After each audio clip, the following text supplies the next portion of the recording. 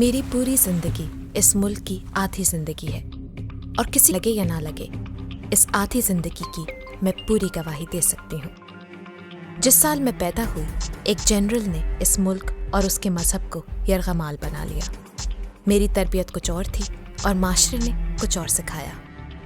حکومتیں تو بدلتی رہیں، جمہوریت بھی آئی، پھر گئی، پھر آئی، پھر اس کا گلا گھونٹ دیا گیا۔ آئین ختم ہوا، بدلا، واپس آیا، ختم ہوا، کھیل چلتا رہا۔ لیکن غریب غریب تر ہوتے گئے، امیر امیر تر، جہالت بڑھتی رہی، ظالم آزاد رہے اور ظلم برقرار رہا۔ اور ایک پاکستانی ہونے کی حیثیت سے آج تک یہ نہیں سمجھ میں آیا کہ کس بات سے خوش ہوں، کس بات پر فخر کروں، کہاں سے کوئی ایک امید کی کرن تلاش کروں۔ کیا دنیا میں اور لوگوں کی طرح میرا حق نہیں کہ میں اپنی شناخت پر کھل کر فخر کر سکوں؟ میں کیوں اس ملک کے فیصلوں سے شرمندہ ہی ہوتی رہوں؟ میں منافق تو بن نہیں سکتی، جھوٹی خوشیاں ڈھونڈ نہیں سکتی، تو اس لیے میں نے فیصلہ کیا ہے کہ میں پاکستان چھوڑ رہی ہوں۔ شاید دور سے مجھے اپنے ملک کو مختلف نظروں سے دیکھنے کا موقع ملے۔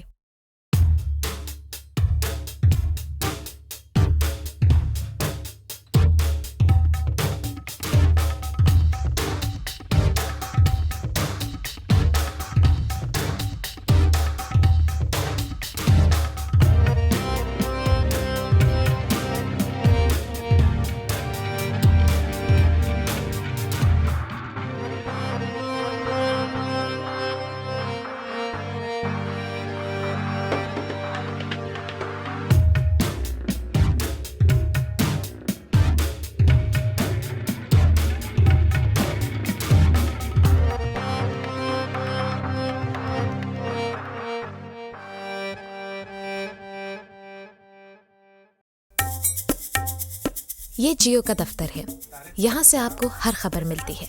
لوگ کہتے ہیں جیو کے آنے سے وہ نہ صرف اب زیادہ باخبر ہو گئے ہیں، لیکن ان کی زندگی میں ٹینشن بھی بڑھ گیا ہے۔ کیا کریں، اگر اس ملک میں خبریں ایسے ہی ہوں گی تو ٹینشن تو بڑھے گا ہی۔ بہت پریشانی ہو گئی ہے، دکانداری نہیں ہے، کاروبار نہیں ہے، مہنگائی اتنی ہے۔ ہر انسان خواب دیکھتا ہے، ہم بھی دیکھتے ہیں۔ بندہ نکلتا ہے تو جانے کا پتہ نہیں ہوتا، آنے کا پتہ نہیں ہوتا، واپسی لوٹے گا یا نہیں لوٹے گا۔ میرے اپنے گھر میں بہت ساری زندگیوں کی کہانیاں آ کر ملتی ہیں۔ ابراہیم دن میں گورنمنٹ اسکول میں میتھمیٹکس پڑھاتے ہیں اور چھٹی کے دن یہ کام کرتے ہیں۔ ابراہیم کے 3 بچے ہیں جن کو بڑی فیسیں بھر کر ابراہیم نے انگلش میڈیم اسکول میں پڑھایا ہے، یہ سوچتے ہوئے کہ وہ اپنی زندگی اپنے باپ سے 6 قدم آگے شروع کر سکیں گے۔ لیکن ہمارا کرپٹ سسٹم اجازت دے تبھی تو۔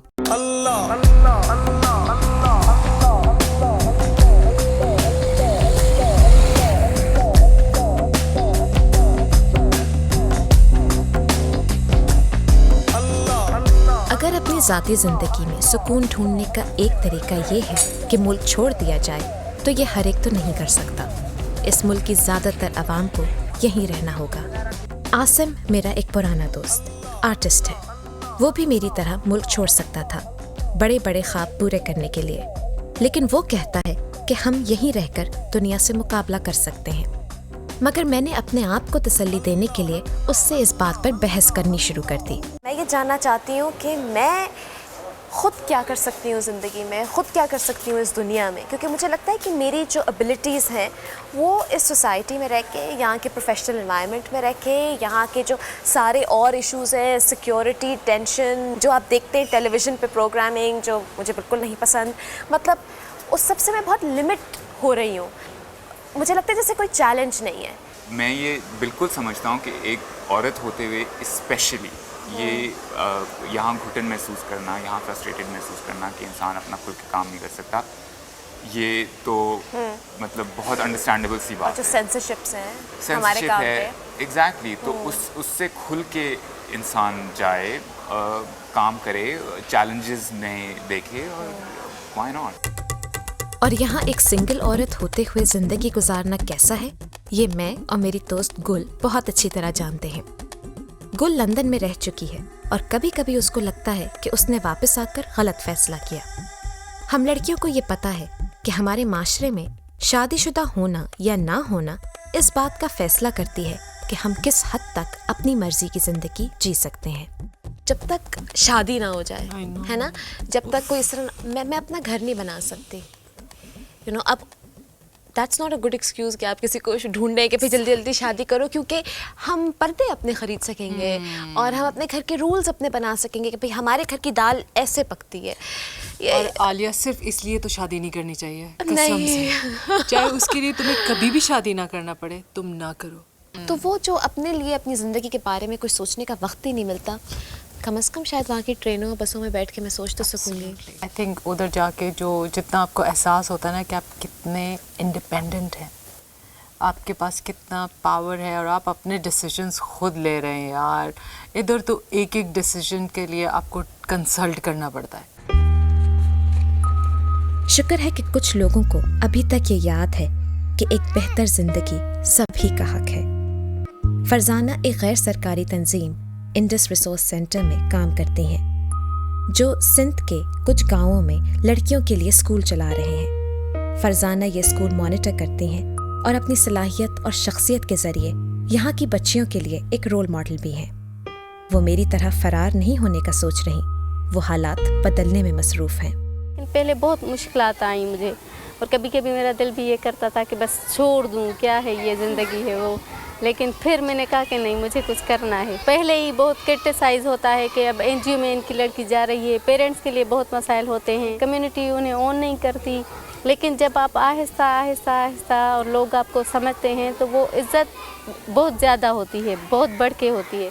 और अब तो कोई ऐसा मसला मुझे नज़र नहीं आता और मैं बहुत कॉन्फिडेंट आती हूँ, जैसे भी हूँ, जैसे मेरा दिल चाहे मैं कैसे कपड़े पहनूँ, लिपस्टिक लगाऊँ, इयररिंग्स पहनूँ, कोई मसला नहीं होता मुझे। छोटी छोटी बच्चियाँ जिन्होंने शायद कभी कराची भी ना देखा हो, अपनी ज़िंदगी से ही इस कदर बड़ी बड़ी बातें सीख चुकी हैं।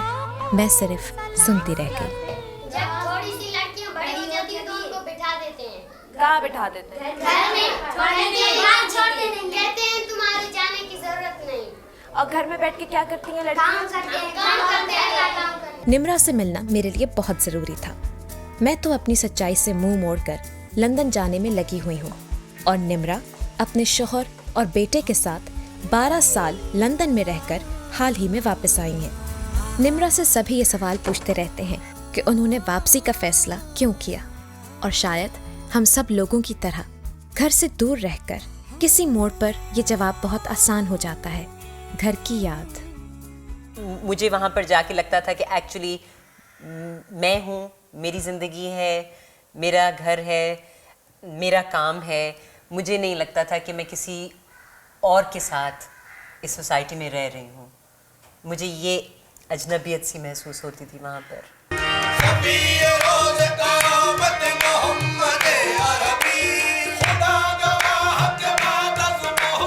हमने तो सीखा था कि मोहब्बत मज़हब है, अमन मज़हब है, बर्दाश्त मज़हब है, रवादारी मज़हब है। हमारा कल्चर भी तो यही होना चाहिए था। मेरे अम्मी और अब्बू मेरे फ़ैसले से बहुत ज़्यादा खुश नहीं, लेकिन इस बात को अहमियत देते हैं कि कुछ फ़ैसले मुझे खुद ही करने होंगे।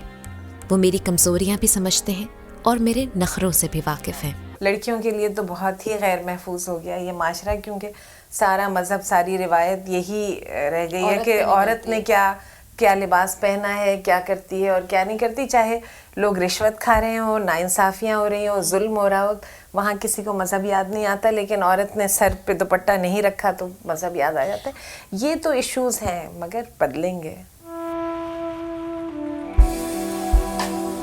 मैं हार गई और अब अपने लिए एक नया मुस्तकबिल तलाश करने लंदन जा रही हूँ, ये जानते हुए कि वो छोटी छोटी प्यारी बच्चियाँ मेरी तरह फरार नहीं हो सकती।